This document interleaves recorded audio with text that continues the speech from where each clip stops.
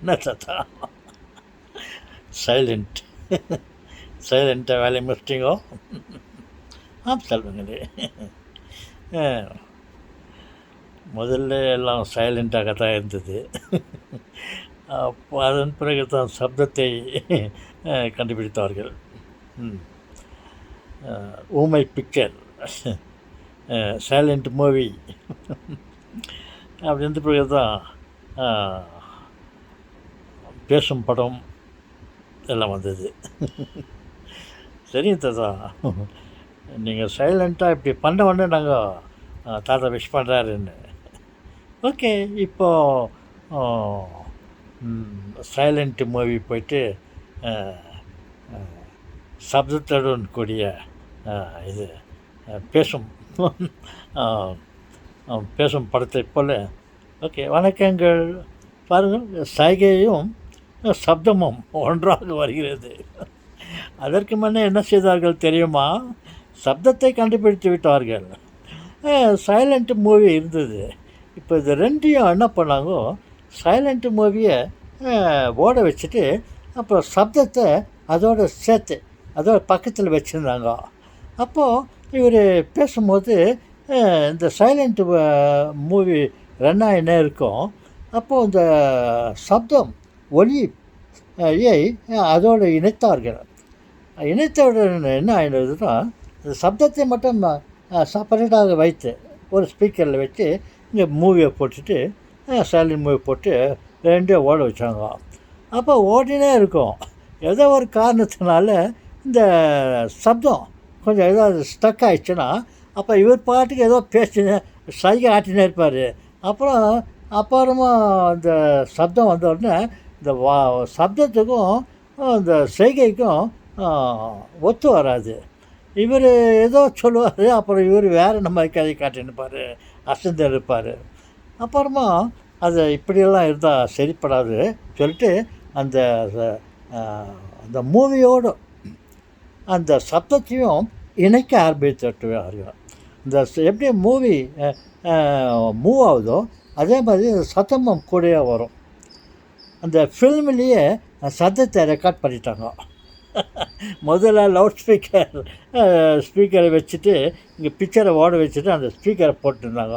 அப்போ ரெண்டுக்கும் வித்தியாசமாக ஏதாவது ப்ராப்ளம் வரும்போது ஒன்றுக்கு மற்றொன்று மாறுபட்டு இருக்கும்.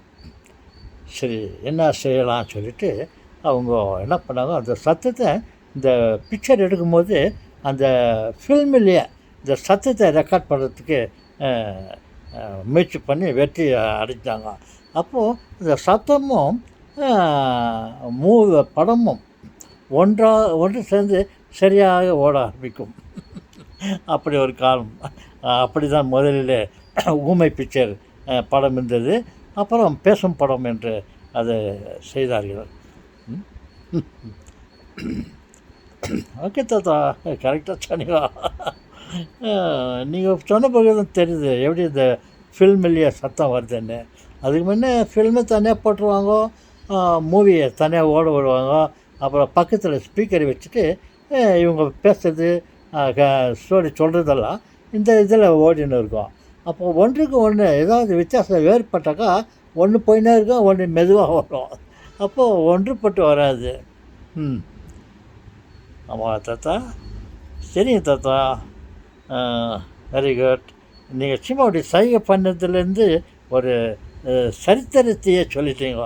எப்படி இசை திரைப்படம் ஊமை படமாக இருந்தது, பேசும் படம் வந்தது அப்படின்னு. ஊமை பெண்ணல்லோ இன்று பேசும் பெண்ணல்லோ அப்படி ஒரு பாட்டு கேள்விப்பட்டுக்கிறீங்களா? ஆமாம் தாத்தா, கேள்விப்பட்டுக்கிறோம்.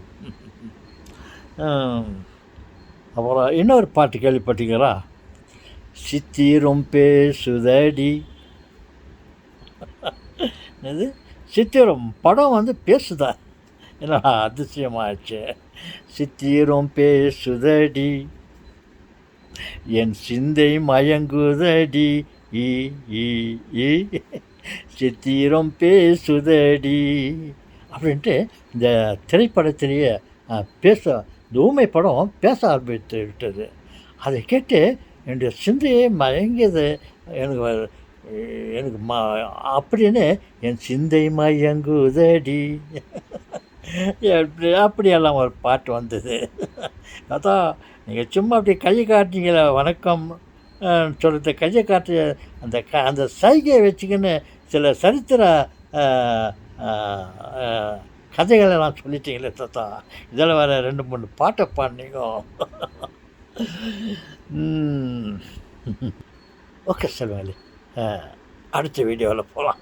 இப்போலாம் வீடியோவில் கொஞ்சம் அதிக நேரம் பேசுனா தாத்தா என்னடா கதை ரொம்ப நேரம் பேசுகிறாருன்ட்டு ஆஃப் பண்ணிடுவாங்க. அதோடு நம்மளே ஆஃப் பண்ணிக்கினா